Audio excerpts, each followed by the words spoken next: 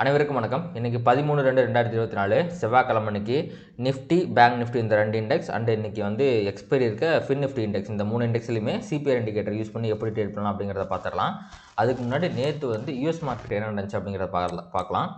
US market வந்து பார்த்திங்க அப்படின்னா அனதர் ஆல் டைம் ஹை வந்து அடிச்சிருக்கு. டவ் ஜோன்ஸ் வந்து பார்த்திங்க அப்படின்னா ஒரு 0.3% வந்து ஹையராக க்ளோஸ் ஆகிருக்கு. ஆனால் S&P 500 வந்து பார்த்திங்க அப்படின்னா ஒரு சின்ன ரெட் கேண்டில் வந்திருக்கு. ஆக்சுவலி இதுவுமே வந்து மேலே போச்சு, பட் லாஸ்ட்டில் வந்து செல்லிங் ப்ரெஷர் வந்து கீழே வந்து க்ளோஸ் ஆகிருக்கு. ஒரு 0.1% நெகட்டிவாக முடிஞ்சிருக்கு. நாஸ்டாக் வந்து பார்த்திங்கன்னா ஒரு 0.3% நெகட்டிவாக முடிஞ்சிருக்கு. டவ் ஜோன்ஸும் பயங்கரமாக ஏறிச்சு, பட் நாஸ்டாக் அண்ட் S&Pயில் வந்த அளவுக்கு செல்லிங் ப்ரெஷர் வந்து டவ் ஜோன்ஸில் வரல. இது ஃபஸ்ட்டு இண்டெக்ஸை பொறுத்த வரைக்கும். ரெண்டாவது யூஎஸோட விக்ஸ், இது வந்து பார்த்திங்கன்னா ஒரு 7% ஏறி இருக்குது.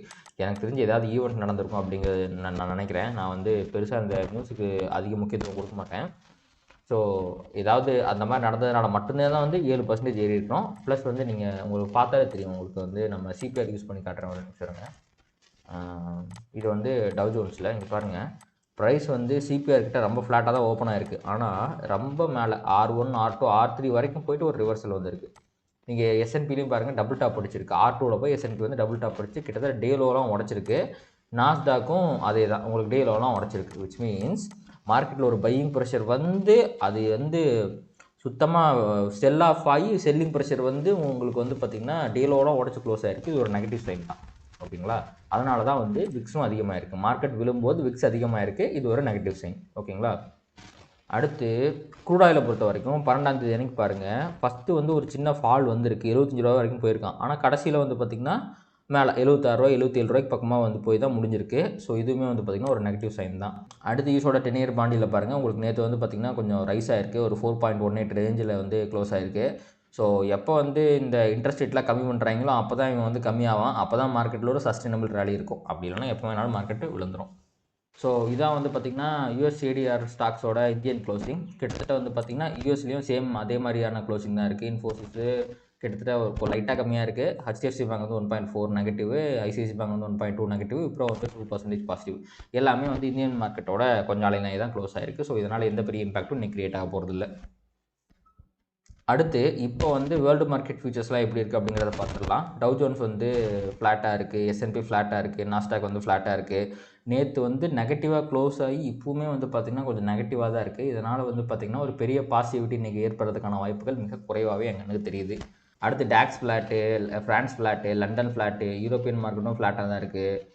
ஜப்பான் மார்க்கெட்டும் ஃப்ளாட்டாக தான் இருக்குது. சைனா மார்க்கெட் எட்டி பார்த்தோம் அப்படின்னா ஹாங்காங் வந்து இவனும் ஃப்ளாட்டாக தான் இருக்கான். ஸோ ஓவராலாக எல்லாமே வந்து பார்த்திங்கன்னா ஃப்ளாட்டாக தான் இருக்குது. கொஞ்சம் வந்து நெகட்டிவாகவும் கொஞ்சம் பாசிட்டிவாகவும் மிக்சடாக இருக்குது. அடுத்து நம்ம கிஃப்ட் நிஃப்டி பக்கம் போயிடுவோம்.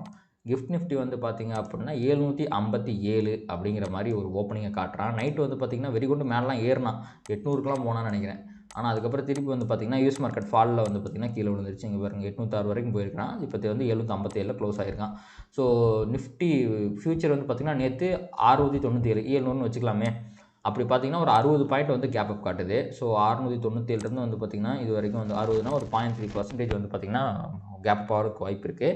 இது வந்து பார்த்திங்கன்னா இப்போதைய நிலைமைக்கு 8 மணிக்குள்ளே வந்து இதில் ஏற்படுற மாற்றங்கள், இது மேலே போகுது கீழே போகுது அப்படின்னா அதுக்கேற்ற மாதிரி நம்ம நிஃப்டியுமே வந்து கொஞ்சம் அட்ஜஸ்ட் ஆகி gap up or gap down ஓப்பனிங்க்கு வாய்ப்பு இருக்குது.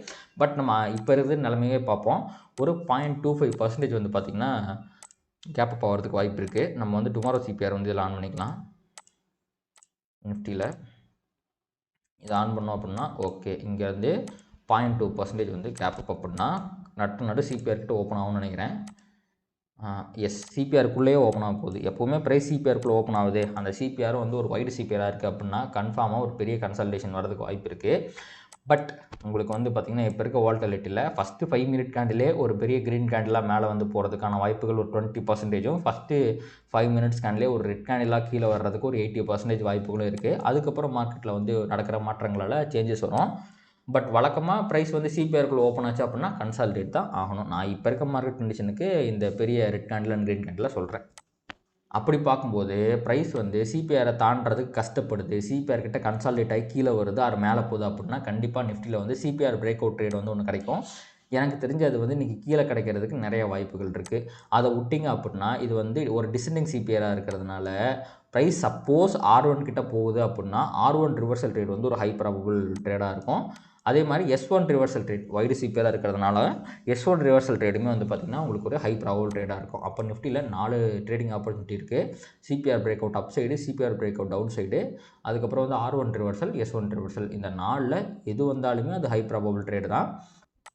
ஸோ பேங்க் நிஃப்டியில் 0.2% அப்படின்னா உங்களுக்கு அவனுமே சிபிஆர் கிட்ட தான் ஓப்பன் ஆகிறதுக்கு வாய்ப்பு இருக்குது. ஸோ அப்போ வந்து பார்த்திங்கன்னா CPR reversal, R1 reversal, S1 reversal. இந்த சிபிஆரில் மேலே பிரேக் அவுட்டு, கீழே பிரேக் அவுட், இந்த ரெண்டுமே நீங்கள் ட்ரை பண்ணலாம். ஸோ நிஃப்டியில் சொன்னால் அதே 4 ட்ரேடிங் ஆப்பர்ச்சுனிட்டி தான் பேங்க் நிஃப்டிலையுமே வந்திருக்கு. அடுத்து நம்ம இன்றைக்கி எக்ஸ்பைரி இருக்க ஃபின் நிஃப்டி பக்கம் போவோம். ஃபின் நிஃப்டிலும் அதே பேங்க் நிஃப்டியில் சொன்ன ட்ரேடிங் ஆப்பர்ச்சுனிட்டிஸ் தான். எப்போவுமே 3 இண்டெக்ஸுமே வந்து ஒரே மாதிரியான ஒரு ப்ரைஸ் ஆக்ஷனை வந்து கொடுக்கறது ரொம்ப அபூர்வமான ஒரு விஷயம் இன்றைக்கி கொடுத்துருக்கு. ஸோ இந்த 3 இண்டெக்ஸுமே இன்றைக்கி ஒரே மாதிரி பிஹேவ் பண்ணுமா அப்படிங்கிறத பொறுத்திருந்து பார்க்கலாம். ஸோ ஃபின் நிஃப்டிலையுமே நம்ம முன்னாடி சொன்ன CPR break out, 2 CPR break out, R1 reversal, S1 ரிவர்சல்ங்கிற இந்த 4 ட்ரேடிங் ஆப்பர்ச்சுனிட்டி தான். அடுத்து நிஃப்டியோட ப்ரைஸ் ஆக்ஷன் வச்சு பார்க்கும்போது உங்களுக்கு கிளியராக வந்து ஒரு லோயர் லோ ஃபார்ம் ஆகிருக்கு. இங்கே பார்த்தா உங்களுக்கு தெரியும்னு நினைக்கிறேன். ப்ரைஸ் வந்து நல்லா கீழே வந்திருக்கு, மேலே போயிருக்கு, திருப்பி கீழே வந்துருச்சு. ஸோ இந்த லோயர் லோ வந்து கன்ஃபார்ம் ஆனதுனால மார்க்கெட் வந்து கிளியராக பீரிஷாக இருக்குது அப்படிங்கிறத நம்ம எடுத்துக்க முடியும். ஆனால் ஒரே ஒரு ஹோப் என்னென்னா, இப்படி கனெக்ட் பண்ணிங்க அப்படின்னா ஒரு சின்ன ட்ரையாங்கிள் பேட்டர்ன் வரும் நிஃப்டியில். ஸோ ப்ரைஸ் வந்து பார்த்திங்கன்னா இந்த ட்ரையாங்கிள் பேட்டர்னோட சப்போர்ட்டுக்கிட்ட இருக்குது. இது மட்டும்தான் ஒரே ஒரு ஹோப். சப்போஸ் ப்ரைஸ் ஆக்ஷன் படி மார்க்கெட் ரிவர்ஸ் ஆகணும் அப்படின்னா உங்களுக்கு ஒரு சின்ன ரீட்ரேஸ்மெண்ட் வந்து மார்க்கெட் வந்து ஒரு 21,730 அப்படிங்கிற ரேஞ்சுக்கு போயிட்டு அதுக்கப்புறம் கீழே போகிறதுக்கு வாய்ப்பு இருக்குது. ஸோ ஒரு வேளை மார்க்கெட் மேலே வந்தாலுமே அது செல் ஆன் ரைஸில் தான் மார்க்கெட் இருக்குது. ஸோ கண்டிப்பாக கீழே விழுறதுக்கு வாய்ப்பு இருக்குது. யாரும் ஒரு பையிங் பொசிஷன் வந்து எடுத்துடாதீங்க. மார்க்கெட் எப்போ வேணாலுமே கீழே விழுந்துடும். இந்த ரெசிஸ்டன்ஸ் எல்லாம் தாண்டி 21,800க்கு மேலே போனால் மட்டும்தான் பையிங்கே வரும் நிஃப்டியில். அதுக்கு நடுவில் எங்கே மார்க்கெட் வந்து போனாலுமே அது கன்ஃபார்மாக ரிவர்சலாக இருக்கிறதுக்கு தான் நிறைய வாய்ப்புகள் இருக்குது. பட் இந்த சப்போர்ட்டை கொஞ்சம் நம்பலாம், ஒரு சின்ன ரீட்ரேஸ்மெண்ட் வரும் அப்படின்ட்டு. பட் இந்த சப்போர்ட்டுமே உடைக்கிற பட்சத்தில் உங்களுக்கு அடுத்த சப்போர்ட் அப்படிங்கிறது இந்த 21,500 கிட்ட தான் இருக்குது. ஓகேவா? இங்கே பார்த்தீங்களா, இந்த இடத்துல ஆல்ரெடி ஏகப்பட்ட தடவை சப்போர்ட் எடுத்துருக்கு ப்ரைஸு. ஸோ இந்த இடத்துல வந்து திருப்பியும் ஒரு சப்போர்ட் எடுக்கிறதுக்கான வாய்ப்புகள் இருக்குது. பார்க்கலாம். 21,500 உடைக்கிற பட்சத்தில் உங்களுக்கு கீழே வந்து பார்த்திங்கன்னா 21,100 இல்லை 200 இந்த ரேஞ்சு தான் வந்து பார்த்திங்கன்னா அடுத்த சப்போர்ட் லெவலாகவே இருக்குது. அப்படியே நம்ம வந்து பேங்க் நிஃப்டி பக்கம் வந்தீங்க அப்படின்னா மிகப்பெரிய கன்சால்டேஷனுங்க பேங்க் நிஃப்டி. பாருங்கள், கிட்டத்தட்ட இந்த ஜனவரி 17லேருந்து கிட்டத்தட்ட ஒரு மாதத்துக்கு பக்கமாக இந்த ரேஞ்சுக்குள்ளேயே இருக்குது. 46,700 அண்ட் 44,500 இதுக்குள்ளேயே சுற்றிக்கிட்டு இருக்கான். இப்போ வந்து பார்த்திங்கன்னா சப்போர்ட் ரேஞ்சில் இருக்குது. இதுவுமே பாருங்கள் கிளியராக வந்து பார்த்திங்கன்னா ஒரு பேரிஷ் லோயரில் தான் ஃபாலோ ஆகிருக்கு. இங்கே பாருங்கள், ப்ரைஸ் கீழே வந்திருக்கா, கன்சல்டேஷன் லைட்டாக மேலே போயிட்டு திருப்பி கீழே வந்திருக்கா, திருப்பி ரீட்ரேஸ்மெண்ட்டு கீழே வந்திருக்கு. ஸோ இந்த லோயர் லோ அப்படிங்கிறது இங்கேயே ஃபார்ம் ஆயிடுச்சு. உங்களுக்கு நீங்கள் இப்படி ஒரு நம்ம ட்ரையாங்கிள் பேட்டர்னே போட்டுடலாம். நீங்கள் இப்படி ஒரு பேட்டர்னை போட்டிங்க அப்படின்னா இங்கேருந்து கிளியர் ரிவர்சலே வந்துருச்சு உங்களுக்கு. ஸோ இது வந்து பார்த்திங்கன்னா கிளியர் வந்து ஒரு ட்ரையாங்கிள் பேட்டர்ன் தான். அப்போது இந்த ட்ரையாங்கிள் பேட்டர்னில் வந்து கீழே ஒரு பிரேக் அவுட்டோ மேலே ஒரு பிரேக் அவுட்டோ நடக்கிறப்ப ஒரு மிகப்பெரிய மூவ் வந்து பேங்க் நிஃப்டியில் கிடைக்கிறதுக்கு வாய்ப்பு இருக்குது. இப்போ இருக்க மார்க்கெட் கண்டிஷனுக்கு அது கீழே போகிறதுக்கு நிறைய வாய்ப்பு இருக்க மாதிரி தெரியுது. பட் பொறுத்திருந்து பார்க்கலாம். உங்களுக்கு டெய்லி டைம் ஃப்ரேமில் ஒரு மிகப்பெரிய சப்போர்ட் கிட்ட இருக்குது. ஏன்னா ஆல்ரெடி ப்ரைஸ் வந்து இந்த இடத்துல நிறையா டைம் வந்து சப்போர்ட் எடுத்திருக்கு.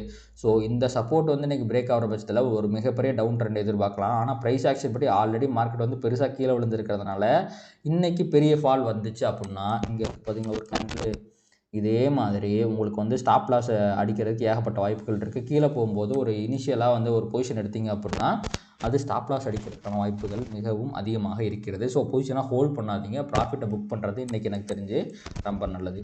அதே மாதிரி தான் மேலே போனாலுமே இவ்வளோ பெரிய ரெட் கேண்டிலுக்கு அப்புறம் இங்கே வருங்க இதே மாதிரி ப்ரைஸ் வந்து வெளிக்கொண்டு மேலே ஏறிச்சுன்னா எப்போ வேணால் ரிவர்சல் வரலாம். உங்களுக்கு இந்த கேண்டில் மாதிரி இன்றைக்கே ப்ராஃபிட் புக்கிங் வர்றதுக்கு ஏகப்பட்ட வாய்ப்புகள் இருக்குது. ஸோ இன்றைக்கி கன்சால்டேஷன் அப்படிங்கிறது தேவை. நிஃப்டிலையும் சரி பேங்க் நிஃப்டிலையும் சரி. ஒரு வேளை கன்சால்டேஷன் ஆகாமல் மார்க்கெட் கீழே போச்சுனாலும் சரி மேலே போச்சுனாலும் சரி ஒரு ப்ராஃபிட் புக்கிங் வர்றதுக்கு ஏகப்பட்ட வாய்ப்புகள் இருக்குது. எனக்கு தெரிஞ்சு இன்றைக்கி கீழே இறக்கி தான் வந்து ப்ராஃபிட் புக் பண்ணி மேலே ஏற்றுவாங்க அப்படின்னு தோணுது. லைக் இந்த கேண்டில் மாதிரி. ஸோ பார்த்து ட்ரேட் பண்ணுங்கள். நம்ம பேசிகிட்டு இருக்க இந்த கேப்பில் கிஃப்ட் நிஃப்டி வந்து பார்த்திங்கன்னா நம்ம 50 கிட்ட பார்த்துட்டு இருந்தோம், 40 கிட்ட வந்துட்டான். ஸோ இன்றைக்கி வந்து பார்த்திங்கன்னா ஒரு ஃப்ளாட் ஓப்பனிங் இருக்கிறதுக்கே கூட நிறைய வாய்ப்புகள் இருக்குது. ஏன்னா சமீப காலங்களில் கிஃப்ட் நிஃப்டியை வந்து மதிக்கவே மாட்டேங்கிறான். இப்போ பாருங்கள் 735க்கு வந்துச்சு பாருங்கள். ஸோ அப்படி ஃப்ளாட் ஓப்பனிங் இருக்கிற பட்சத்தில் உங்களுக்கு சிபிஆருக்கு கீழே ப்ரைஸ் ஓப்பன் ஆச்சு அப்படின்னா நீங்கள் எடுப்புலேயே வந்து பார்த்திங்கன்னா இந்த சிபிஆர் டவுன் சைட் ட்ரேட் எடுக்கிறதுக்கு கூட ஒரு சான்சஸ் இருக்குது. பட் உங்களுக்கு வந்து ஏதாவது ஒரு டிசிஏவோ இல்லை வந்து பிசிஏவோ இல்லை சென்ட்ரல் பிவட்டையோ வந்து பார்த்திங்கன்னா ப்ரைஸ் டச் பண்ணி ரிவர்சல் ஆச்சுன்னா அது ஹை ப்ராபபிள் ட்ரேடிங் ஆப்பர்ச்சுனிட்டியாக இருக்கும். பட் இருக்கிற பியரிஷ்னஸுக்கு நீங்கள் ஃபஸ்ட் கேண்டிலே எடுத்தால் கூட ஒரு நல்ல ட்ரேடிங் ஆப்பர்ச்சுனிட்டி கிடைக்கிறதுக்கு வாய்ப்பு இருக்குது. அப்படி இருக்கும்போது கூட இந்த டே லோ வந்து மார்க் பண்ணிக்கோங்க. ப்ரைஸ் சப்போஸ் இந்த டே லோ கிட்ட வரும்போது ஒரு சப்போர்ட் எடுக்கிறதுக்கு 3 இண்டெக்ஸ்லையுமே டே லோ கிட்ட வந்து ஒரு சப்போர்ட் எடுக்கிறதுக்கு வாய்ப்பு இருக்குது. டே லோ கிராஸ் பண்ணிருச்சு அப்படின்னா S1 வரைக்கும் வந்து ஒரு நல்ல ட்ரேடிங் ஆப்பர்ச்சுனிட்டி கிடைக்கிறதுக்கு வாய்ப்பு இருக்குது. ஒயிட் சிபிஆர் இருக்கிறதுனால சொல்கிறேன். சப்போஸ் மார்க்கெட் வந்து இப்போ நம்ம சொன்ன மாதிரி சிபிஆர் கிட்ட ஓப்பன் ஆகும், எங்கெங்கேயாவது ஓப்பன் ஆச்சு அப்படின்னா இந்த டே லோவை பார்த்துக்குங்க. டே லோவை தாண்டி கிராஸ் வச்சுச்சு அப்படின்னா இன்னொரு ட்ரேடிங் ஆப்பர்ச்சுனிட்டி யூஸ் பண்ணிக்கோங்க.